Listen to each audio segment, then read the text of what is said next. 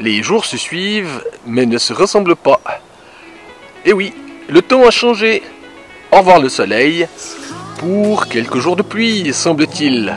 Et puis, le décor dans lequel nous nous trouvons, pas mal, hein? Des montagnes. Mais attention à l'envers du décor. Oh, un ancien restaurant de lequel il n'y a rien. Mais le moins que l'on puisse dire, c'est que c'était très calme. Nous sommes à proximité de Mycène que nous allons visiter aujourd'hui. Un lieu où se trouvent des tombeaux qui datent de 1400 à 1300 avant Jésus-Christ. Qu'est-ce que tu fais avec Félix? Bah manger, c'est l'heure de manger. Vas-y, vide le sac. Non, non, ça va pas. Tu sais que tu pouvais mettre la main puis prendre une poignée. Non, puis après ça pue. Voilà.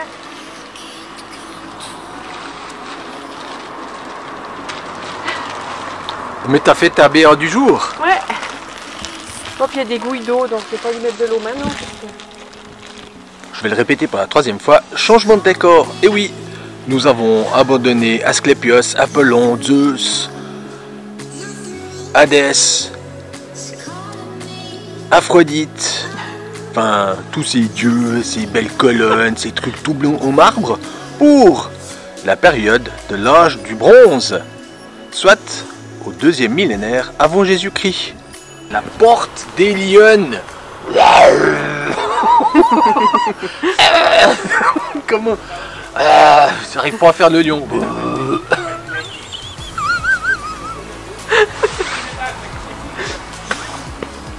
Bon. On a demandé au jardinier s'il pouvait dégager pour qu'on ait que la porte, mais malheureusement, bah voilà, c'est comme ça. Non, c'est pas vrai. D'ailleurs, les historiens se demandent comment il est possible que ce linteau avec ces deux lionnes puissent encore être là après toutes les guerres qu'elles ont traversées. Seules deux choses ont disparu, ce sont les têtes qui étaient en bronze. Car cette porte date de 1300 avant Jésus-Christ. Imaginez le poids de ce linteau. À se demander comment les hommes de l'époque ont pu monter ces blocs dignes des pyramides d'Égypte.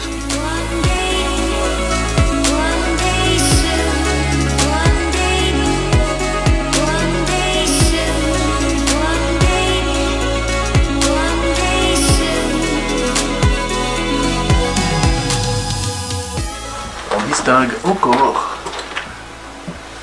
les trous qui permettaient de faire pivoter la porte, ainsi que de coincer celle-ci. Et le chat, regarde, il y a un petit minou. Bon, on va pas trop faire d'histoire, hein, mais il s'agit du cercle royal et des 6 tombes qui s'y trouvaient. Au milieu du 19e siècle, un dénommé Schliemann, autodidacte, fit les fouilles de cette région.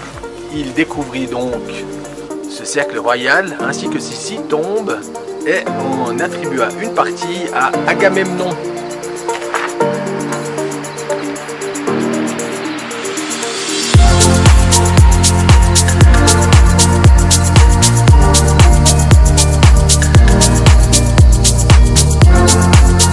Et tout ceci date du XVIIe siècle avant Jésus-Christ. Donc il y a près de 3600 ans. Moi j'en reviens pas.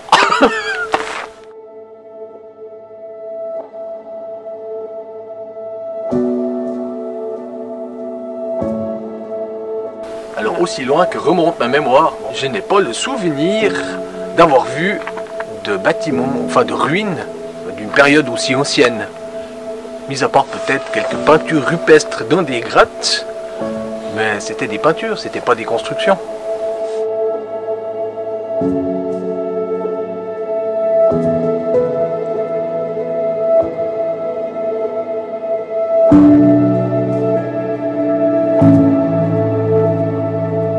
Alors, il est formellement interdit de sortir des sentiers. Est-ce que vous avez payé votre entrée?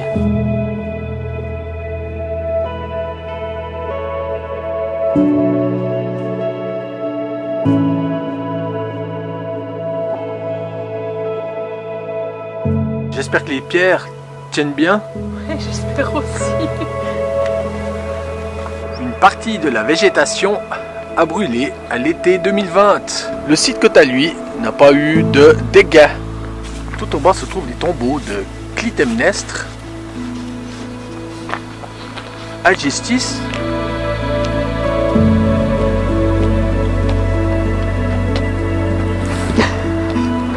Moi, je vois que des carrés de pierre. Je suis désolée. Hein. et voici la voie royale. Moi, ce qui m'impressionne, c'est la taille des roches, Des blocs des blocs. pour les adeptes d'architecture et de construction. Il faut savoir que la grosse roche en triangle qui se trouve sur le linteau était pour soulager celui-ci. Conviendrez que quand on parle de vieilles pierres, alors celles-là, elles sont vieilles. Voilà ce qu'il reste du palace. Construit entre 1500 et 1400 avant Jésus-Christ, celui-ci a été détruit en 1180 avant Jésus-Christ par un tremblement de terre. Revenons à ce cher Heinrich Schliemann. C'est un Allemand qui a vécu entre 1822 et 1890. Il travailla comme matelot, négociant à Amsterdam, à Saint-Pétersbourg, et profita de ses nuits pour apprendre 7 langues et de ses journées pour s'enrichir. Il vendit ses commerces et décida de devenir archéologue. C'est donc lui qui a découvert ce site.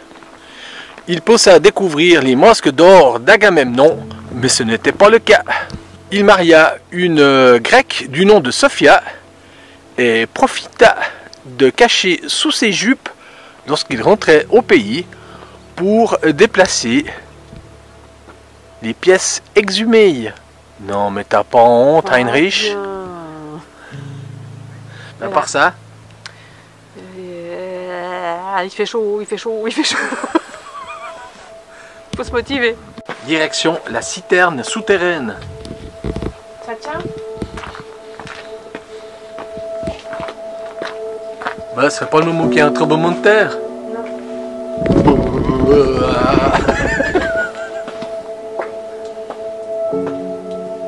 Adieu, adieu, adieu, adieu.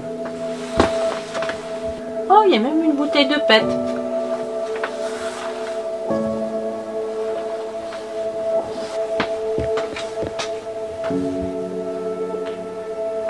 Et voici la tombe à Tholos du lion. Celle-ci était en forme de ruche. Et voilà, en forme de ruche, hauteur d'environ 15 mètres. La construction date du début du XIVe siècle avant Jésus-Christ. Et voici le portrait de famille. Enfin, la photo de famille. Imaginez que ces poteries dataient du XIIe au XIIIe siècle avant Jésus-Christ.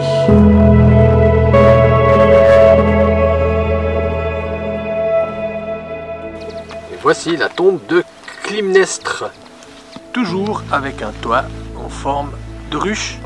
Tu veux chanter? On peut même chuchoter. Qu'est-ce que tu dis?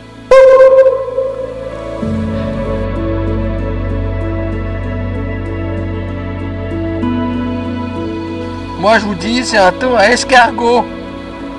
Moi je suis certain que tout le monde se pose la question, mais comment est-ce qu'ils ont fait pour monter ces murs avec ces gros blocs de pierre? Eh ben c'est Persée qui fonda la ville de Mycène. Et il demanda aux Cyclopes, des géants avec une force surhumaine, de construire ces murailles. Vous y croyez, vous? Moi oui. Carole va de nouveau être mise à l'épreuve. Oui, oui. Regardez devant nous. Ouh, c'est pas bon pour le vertige tout ça. Moi, je pensais pas que c'était aussi haut que ça, moi. Le canal fait 80 mètres de haut, 6 km de long et 24,6 mètres de largeur. Ça bouge. Attention, il y a un... Ça bouge.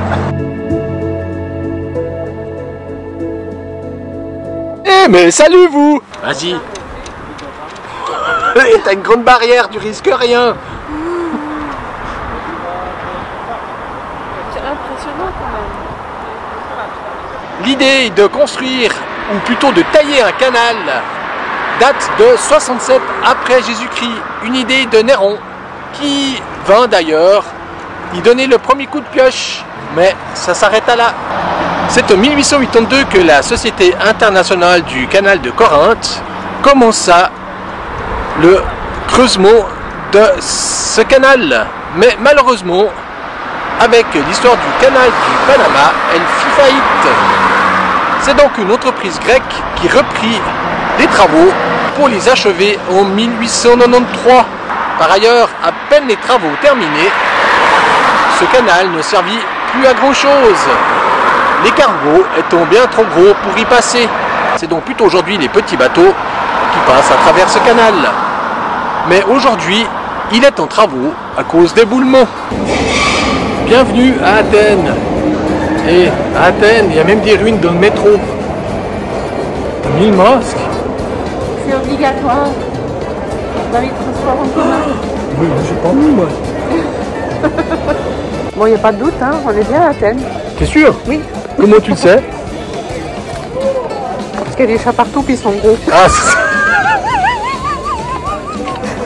On nous a dit que les chats à Athènes, ils étaient gros. Effectivement, ils sont gros.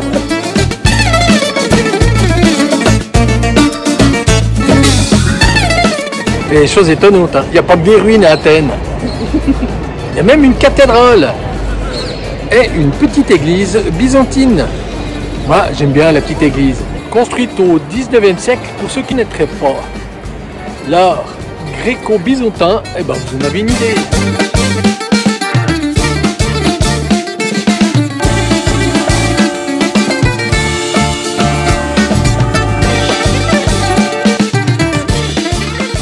On nous avait dit que les chats à Athènes étaient gros.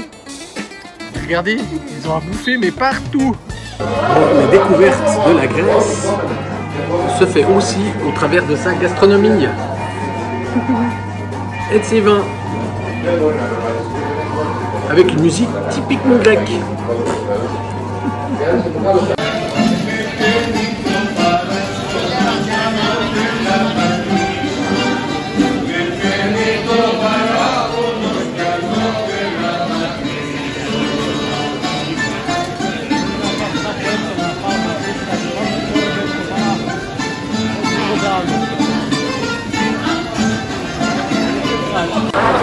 Nous sommes devant le Parlement, bâtiment construit pour le roi Eudon Ier en 1830.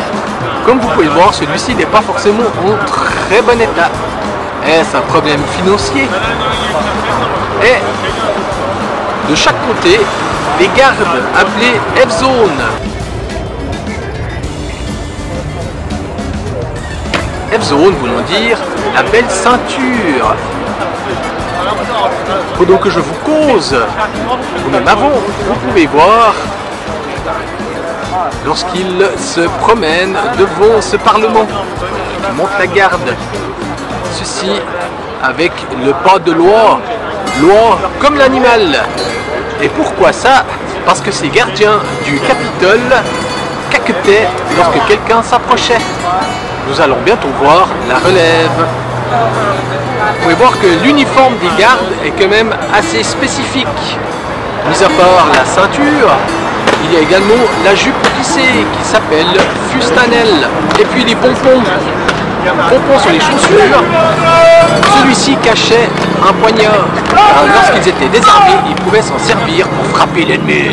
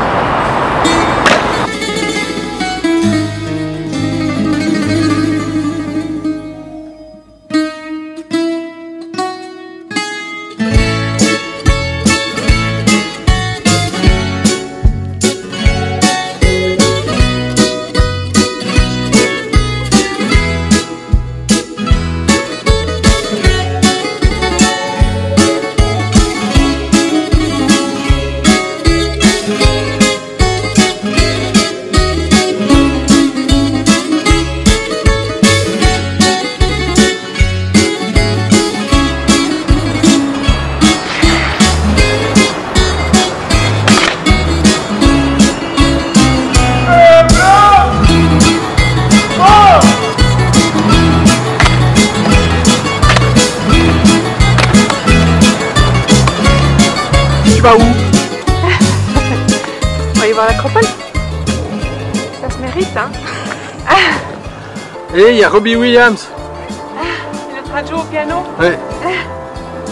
Oh, moi je pensais qu'on serait les seuls à avoir cette idée. Non, mais non, hein. On va profiter de cette magnifique vue sur l'ensemble de la ville. Athènes, 670 000 habitants environ. Et 3 700 000 pour l'agglomération totale. Athènes se trouve dans l'Attique. Moi je demande le remboursement de ce voyage. Pourquoi? Parce que il y a des échafaudages devant le Parthénon. Remboursé. Bon, on attend le métro. Le métro, il n'y a rien de mieux pour se déplacer à Athènes. Nous avons pris un billet 5 jours, 8,20 €. Tu peux prendre le tram, le bus, le métro et le train. Nous avons stationné chez King Parking à Koropi. Nous y sommes restés plusieurs jours. Le tarif est dégressif. Et puis Tassos et Stella sont très sympathiques car ils t'amènent en voiture jusqu'à la station de métro. Après, entre 35 et 45 minutes de transport public pour arriver au centre d'Athènes. La station où il faut s'arrêter, c'est Monastiraki. Tu es au centre du monde antique. J'étais déjà venu, hein, mais il y a très longtemps. Moi aussi, dans une ancienne vie en tant que chat. Mais je n'en ai aucun souvenir. Nous allons visiter l'Agora, ou l'ancienne Agora, là où tout se passait. Les commerces, la politique, enfin ville, c'était tout. Nous allons surtout voir le Bouleuterion. J'adore ce nom. Il n'y a certainement pas beaucoup de villes au monde où le métro passe à travers les ruines. Et ils auront au moins pu les classer de la plus grande à la plus petite. Les colonnes sont les vestiges du gymnase ou du palace des géants. Bon, il reste des trucs qui sont quand même debout, tels que le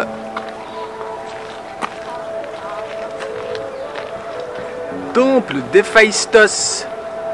Celui-ci retrace notamment les travaux d'Hercule ainsi que les victoires de Thésée. Thésée était le fils de Égée. Tu savais ça? Non. Qui donna le nom à la mère Égée parce qu'il s'y suicida en attendant, croyons, son fils mort. C'est l'empereur Adrien. Pas de bras, pas de chocolat.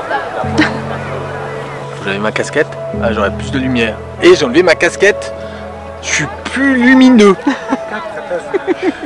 Le Bouleuterion, mais qu'est-ce qu'on en a parlé de celui-ci? Nous l'avons vu pour la première fois à Apollonie d'Illyria en Albanie. C'est ça? C'est ça. La seconde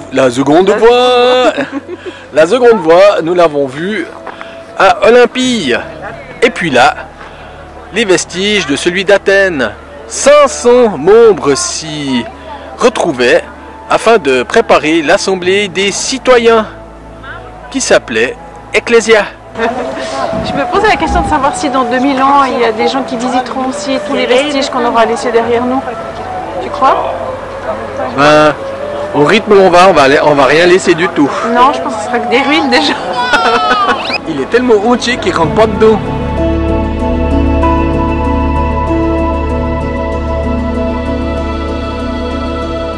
Ce temple date de 460 à 415 avant Jésus-Christ.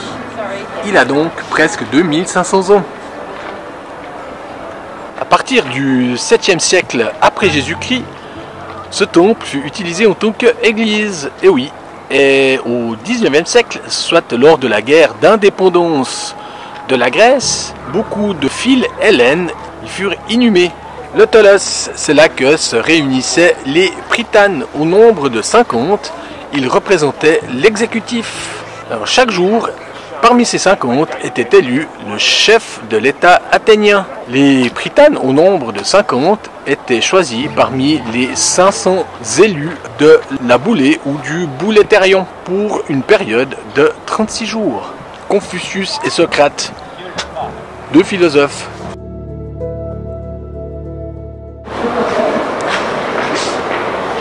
C'est le scribe qui inscrivait toutes les discussions du board. Je l'imagine assez avec son petit truc.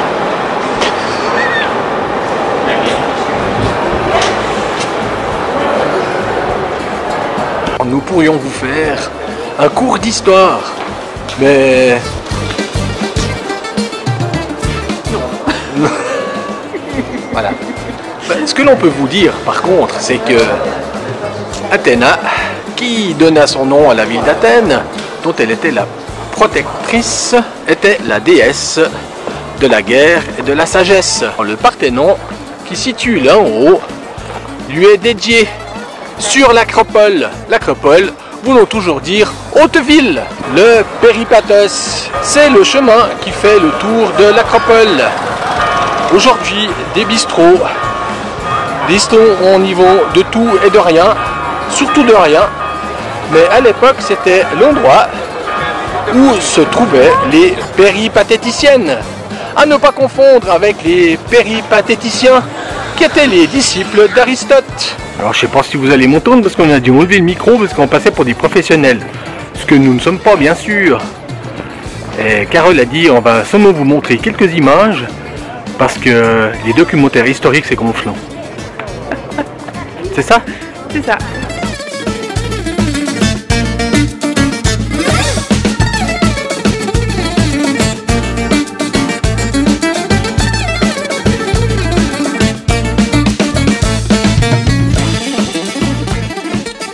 Quand on vous parle de Lego, on ne vous ment pas.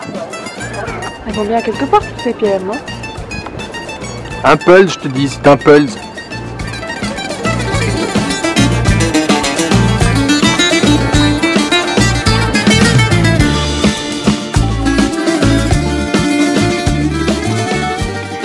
La question que l'on peut se poser lorsque l'on voit ces alignements de pierres, ces échafaudages, faut-il juste faire les travaux nécessaires pour conserver ces monuments ou au contraire apporter les pièces pour le reconstruire en partie?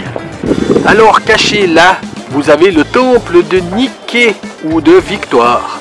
Et le bâtiment là qui se trouve à l'entrée, c'est le propylée. Je trouve que ça perd un peu son charme quand tu reconstruis. C'est toujours la même chose lorsque tu vas visiter des monuments et que lorsque tu arrives, tu vois des échafaudages, un brin de déception. Mais tant pis, C'est comme ça. c'est ainsi. It's calling me like the rainbow. It's calling me. Nous allons donc continuer ou finir la visite d'Athènes. Nous vous montrerons où nous crêchons ces quelques jours et vous verrez, c'est un spot du diable. Du diable. Il est beautiful. Enfin, on a Athènes, quoi. C'est en finalisant le montage de cette vidéo que je m'aperçois que nous avons oublié justement de vous faire une petite fin. Alors nous espérons que vous avez apprécié celle-ci, traitant de Mycène et d'Athènes, deux sites totalement différents mais faits de vieilles pierres. N'oubliez pas de vous abonner, la petite cloche et de laisser un commentaire. Merci, à bientôt!